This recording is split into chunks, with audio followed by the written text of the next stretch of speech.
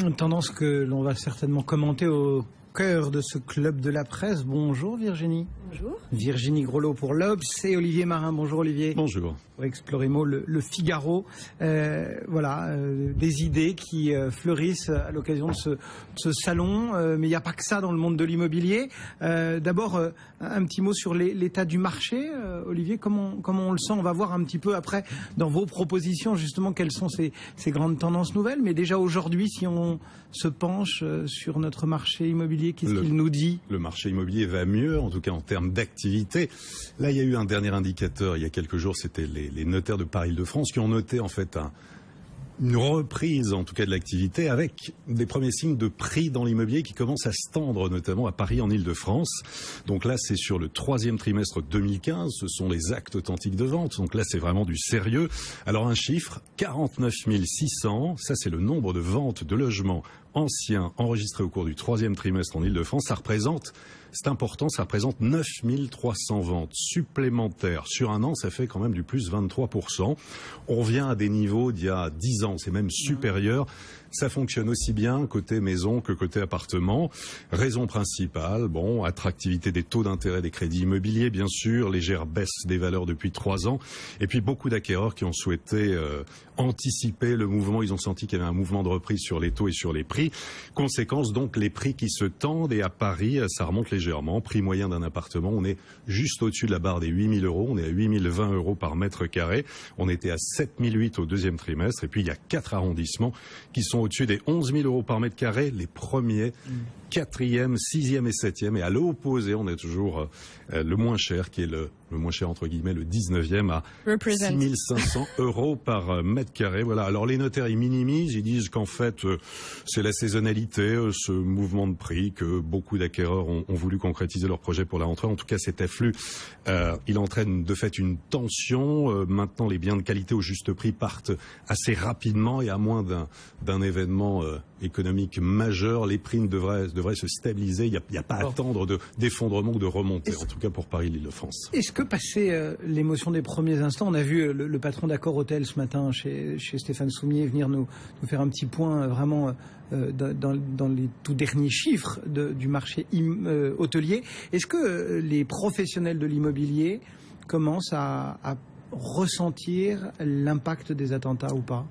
Alors ça, on va peut-être l'évoquer avec Virginie. En tout cas, sur la clientèle franco-française, non. Sur le haut de gamme, oui, indéniablement. Alors vous avez trois sortes de réponses. Vous avez à la fois, on peut le dire, des Barnes et des Garcin qui disent concrètement que pour la clientèle internationale, beaucoup de désaffection, d'annulation, de report. Il y a ceux qui disent non, ça bouge pas, il n'y a pas de changement, mais il faudrait quand même que les Français montrent qu'ils achètent toujours dans le haut de gamme, ça permettrait aux étrangers de revenir. Ce qui veut dire, entre les lignes, qui pour l'instant ils vont pas venir. C'est Sotheby's qui dit ça. Et puis il y a ceux qui disent, je vais pas Alexander, bonjour. Et puis il y a ceux qui disent non, ça ne bouge pas du tout pour la clientèle internationale, les dirigeants, mais en fait vous interrogez les directeurs commerciaux dans certains secteurs à Paris, ils vous disent qu'en fait si, ça a un impact. Virginie, ce marché et cet impact-là, comment vous le percevez? Oui, alors je suis d'accord avec Olivier sur la partie clientèle internationale et immobilier haut de gamme. Maintenant, Paris n'est pas que le haut de gamme.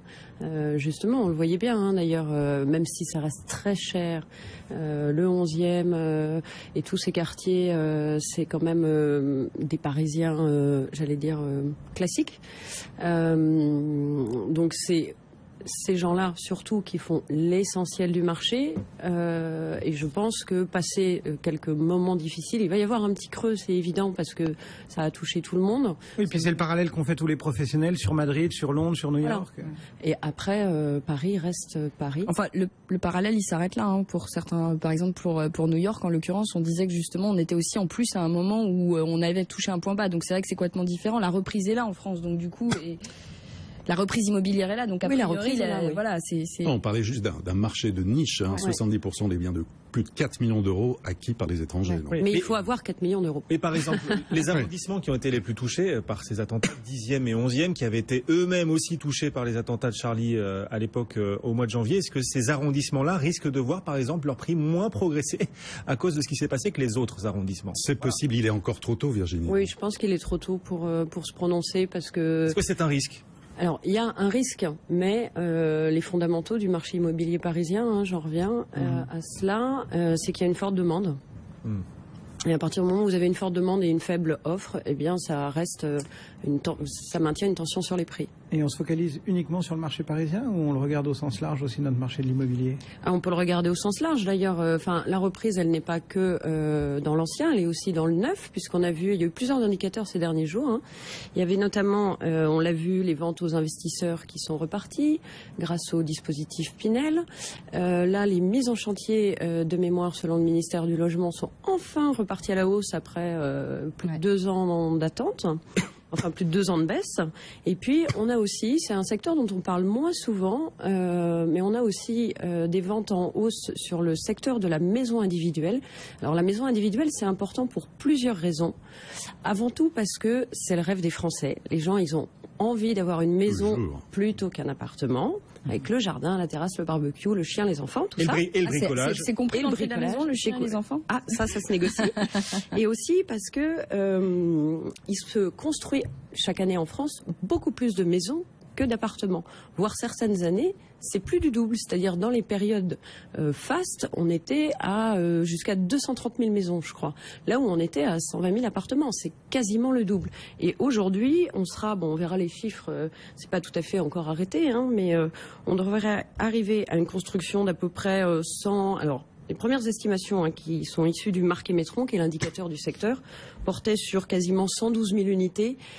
Il va y avoir un tout petit peu moins, je pense, de ventes parce qu'il y a eu ces annonces sur le prêt à taux zéro qui concernent aussi la construction de la maison. Et donc, bien évidemment, les acquéreurs vont attendre de pouvoir bénéficier de ces montants de prêts plus importants. Ils vont attendre janvier pour signer. Donc là, il va y avoir un petit patinage de fin d'année, mais qui est purement conjoncturel. Mais sinon, ça c'est pareil. C'est un des signaux importants parce que la maison, c'est aussi beaucoup un achat de classe moyenne. Et donc ça veut dire que les ménages ont repris confiance. Et ça, c'est important. Voilà pour l'état du marché, construction, acquisition, etc. Olivier, on a des chiffres aussi qui concernent la location ou il faut encore absolument. attendre? Non, les loyers, ça baisse d'ailleurs, puisque le réseau Clameur, qui mène des études sur l'évolution des prix des loyers au moment de la relocation, indique que les prix des logements ont baissé en moyenne d'1,1% et la plupart des grandes villes sont concernées. Ça a baissé depuis le début de l'année. Alors, ça baisse où ça? À Marseille, à Lyon, à Strasbourg, à Montpellier, à Lille, à Toulon, au Havre, à Nîmes et à Paris, moins 1,3%.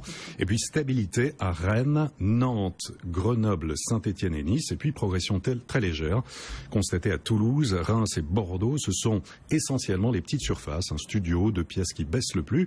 Et puis les loyers les plus chers pour avoir une photo. Alors Paris, on est à 24 € par mètre carré, c'est-à-dire le double que des villes comme Lyon, Marseille, Bordeaux ou Toulouse. Et puis le loyer le plus faible, c'est Saint-Étienne. Combien? 7,7 € par mètre carré. 7,70 € par rapport à le Paris. prix d'un magazine. À Paris, effectivement. En tout cas, à Paris, pas dans un mètre carré. je ne sais pas si vous avez, notamment Virginie, à ce retour sur Paris. En fait, il y a ce phénomène en ce moment, beaucoup d'acquisitions pour des petites surfaces, pour le phénomène Airbnb commence à faire des émules. Et vous voulez dire qu'Airbnb, ça fonctionne moins bien à Saint-Étienne? Oui, c'est sûr. Enfin bon, je veux pas dire. C'est-à-dire qu'il y a moins de touristes à Saint-Étienne qu'à Paris, globalement. Ça, c'est un fait. Mais en tout cas, il y a vraiment ce phénomène qui inquiète d'ailleurs énormément la mairie de Paris. Et d'ailleurs, Yann Brossat annonce pour l'année prochaine des opérations coup de poing à Paris et puis même revoir un petit peu ils veulent absolument réglementer, réguler ce phénomène des meublés touristiques parisiens. Bon, il nous reste illégaux. Il nous reste 4 minutes 30. Quelques conseils, Virginie, qu'est-ce que vous avez dans votre besace pour cette semaine? Qu'est-ce que j'ai dans ma besace pour cette semaine? Alors moi j'étais partie puisque j'étais sur la maison, je suis allée au congrès des constructeurs de maisons individuelles, donc on a beaucoup travaillé sur la maison. Et comme ça reste le rêve des Français, il faut juste savoir que le dispositif, le contrat de construction de maisons individuelles, c'est quelque chose de très encadré. On a beaucoup en tête ces images de chantiers à l'abandon, d'émissions qui dénonçaient des arnaques, etc., etc. Le secteur en souffre beaucoup. Je dis pas qu'ils sont blancs comme neige, mais je dis juste qu'il existe quand même des textes qui existent depuis 1990 tout de même, donc c'est pas récent, et qu'il faut pour chacun bien s'en emparer. Et quand on signe un contrat, il faut le lire. Ça, c'est la chose la plus importante. Y compris les petites lettres. Y compris les petites lettres. Je sais bien que c'est fastidieux, mais il y a beaucoup de garde-fous dans ce texte. Alors, il faut savoir que d'abord, c'est un contrat qui doit être écrit. Vous avez 10 jours pour vous rétracter, si vous êtes finalement pas d'accord. Il y a des clauses qui sont obligatoires, donc ça, c'est facile à trouver. Il suffit de vérifier, il suffit de bien lire et de bien comprendre toutes ces clauses. Il y a aussi des clauses qui sont interdites, qu'on trouve aussi facilement. Donc on regarde si toutes les clauses interdites ne sont pas dans le contrat. Et puis ensuite, il faut vérifier la solidité du constructeur. Assez curieusement d'ailleurs, mais ce qui quand même témoigne de l'engouement des Français, il n'y a pas eu beaucoup de faillites de constructeurs de maisons individuelles, donc il n'y a pas eu de gros risques ces dernières années, alors que le secteur a franchement patiné. Ouais. C'est plus les sous-traitants qui ont enchaîné les défaillances. Mais ça n'empêche qu'il faut vérifier la solidité financière. Il suffit de faire une demande auprès du tribunal de commerce, une demande en ligne. Vous vérifiez que le constructeur n'est pas en dépôt de bilan, par exemple. Vous vérifiez qu'il a bien les bonnes assurances, parce que ça, c'est très important pour que votre maison soit terminée et que vous arriviez dans les lieux à la date à laquelle vous avez signé. Et moins les retards traditionnels du bâtiment. Alors, en cas de retard, alors normalement, oui, ça c'est la plaie du bâtiment, mais il y a toujours du retard.